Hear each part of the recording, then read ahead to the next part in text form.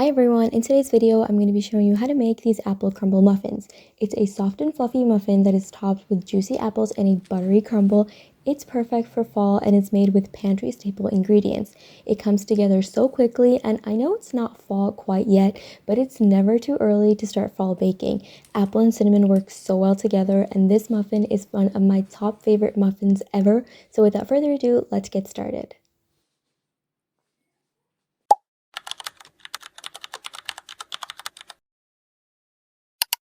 The first thing that we're going to do is make the crumble, because this does need to go into the refrigerator. In a medium-sized bowl, combine together some melted unsalted butter, granulated sugar, brown sugar, and a little bit of vanilla extract. Give that a good mix until it's nice and incorporated, and next we're going to add in some all-purpose flour and a teaspoon of ground cinnamon. You do want to make sure not to forget the cinnamon, because this is the main part of the crumble. It makes the crumble so good and it pairs so well with the apples that are in the muffins. Give this a good mix until everything is fully incorporated. The mixture will look like wet sand, nice and crumbly, just like this. We're going to place this in the refrigerator until we prepare the rest of the components. Next, we're going to make the muffin batter. In a large bowl, combine together softened unsalted butter and granulated sugar. Now use a whisk or electric mixer to mix this until it's nice and incorporated. You don't need to beat air into this or mix it until it's fluffy. We're just mixing it until it's incorporated. This is why I love this recipe so much, because you can easily make this by hand. You don't need any fancy equipment or mixers, just a whisk and a bowl.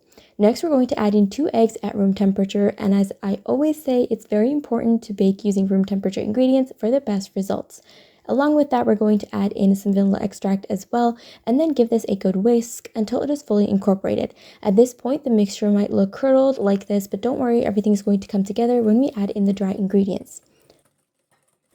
Next, we're going to add in some sour cream or Greek yogurt and a little bit of milk.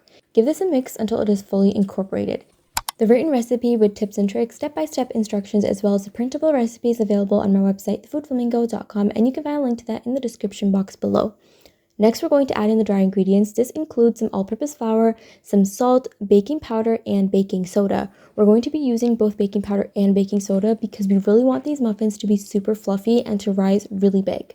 Give that a good mix until it is just incorporated, and avoid overmixing the batter. Next, what we're going to do is set this aside because we have one more component to make, and that is the apple topping.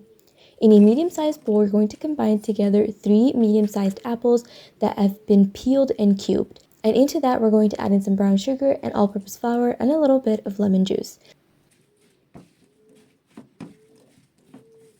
Use a spatula to give that a good mix until the apples are fully coated in the flour.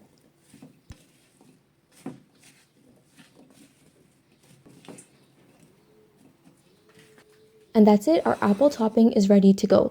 What we're going to do now is bring back the muffin batter and add 1/3 of the apple topping into the batter. Then use your spatula to fold it together until it is fully incorporated. We're going to save the rest of the apple topping to add on top of our muffins.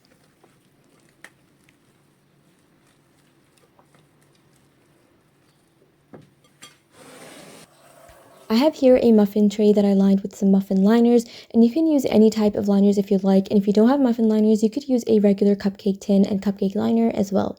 We're going to fill each of the liners about 3/4 of the way up with the batter that we just made. I like to use an ice cream scoop or a cookie scoop. This makes the process so much easier than to pour the batter out, especially since the batter is quite thick. Next, what we're going to do is add a tablespoon of the apple topping on top of each of the muffins like this. And finally, we're going to add about 2 heaping teaspoons of the crumble that we prepared on top of the apples like this. This is the crumble that should have been fully chilled by now. And what I like to do is save a little bit of the crumble and add it in the middle of the baking time, because the cake does tend to rise and cover a bit of the crumble at times. Now we're going to bake this in an oven preheated to 175 degrees Celsius or 350 degrees Fahrenheit for about 20 to 25 minutes, or until a toothpick inserted into the center comes out clean.